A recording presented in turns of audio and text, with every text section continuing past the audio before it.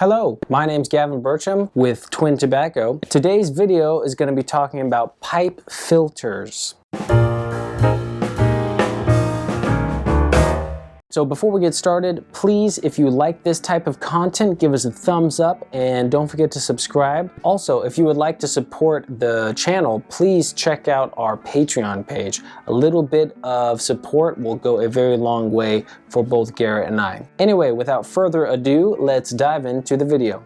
People have asked me, do you use a filter or do pipe smokers use filters? To just answer the question, I do not use a pipe filter, and I'll explain why. But at the same time, if you do use a pipe filter, that's fine. Some people are very passionate about use your pipe filters, and some people are very passionate about like, you don't need to use your pipe filters. So I'll try to break it down as best as I understand it and kind of give you my point of view on why I personally don't use pipe filters, and neither does my brother. So for one, why use a pipe filter? The main kind of answer is you're worried about carcinogens entering your mouth or body. I don't use a pipe filter because I'm not particularly worried about tobacco being harmful to my body. The tobacco I smoke is all natural, pure tobacco. There's no chemical additives added to the tobacco that are hyper toxic, and I'm not really worried about getting mouth cancer or lung cancer. I'm especially not getting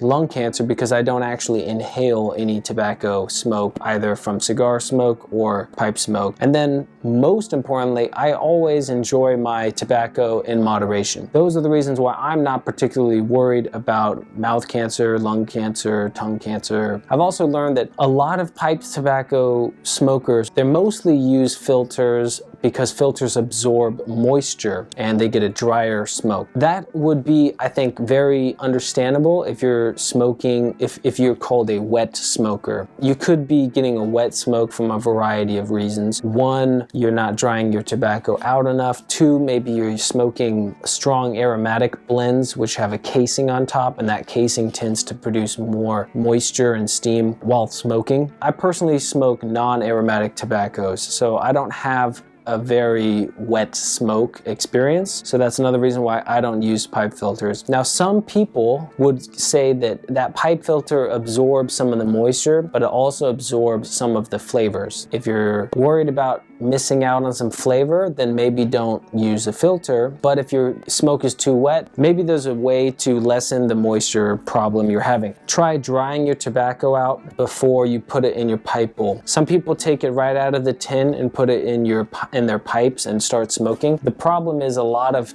tinned pipe tobacco is way too damp, almost wet. So I like to open up a tin and let it release a lot of moisture all by itself. I like to put a Boveda pack inside a tin to keep it moist, but even then it's still too moist a lot of the time. So I always air dry my tobacco out, and then I feel it if it's got the right kind of crunch but not breaking apart into dust. If it's turning into like tobacco dust, then it's too dry. But if it's got just a little bit of crunch, is good to smoke for me.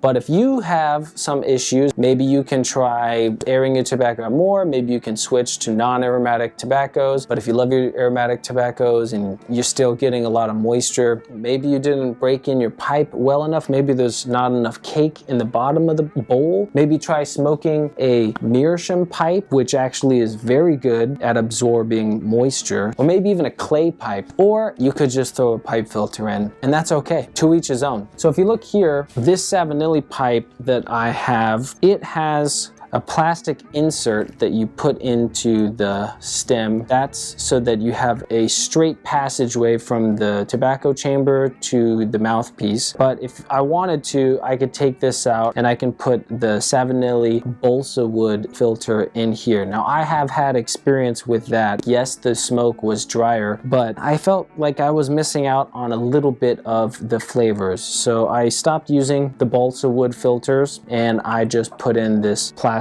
insert, and that's how I smoke this pipe. Now, some of my other pipes do not have a chamber at all for a filter, so I cannot use a filter. For example, this meerschaum pipe, if I unscrew it, there's no empty cavity to put a filter in. Same thing with this small Peterson. There is no empty chamber to put a filter in. Now, some pipes are made with a cavity that you could put a filter in. There's paper filters, those balsa filters if you have a Savinelli pipe. Now, this Peterson of mine is one of those pipes. It has an empty chamber in the shank and it has a rather short tenon. It's important to be aware of this because this Peterson pipe did not come with a plastic insert. When I smoke, it goes down the shank, it enters this chamber, and then it goes into my mouthpiece. Now, that's not the end of the world, but it is something to be conscious of because you have to clean that cavity as well as cleaning the stem. And if you don't, then gunk and moisture will build up in there, and that might affect the flavors, and you don't want that. So if you get a pipe, you need to inspect, make sure there isn't a cavity, or if there is, make sure you clean it out once you're done smoking.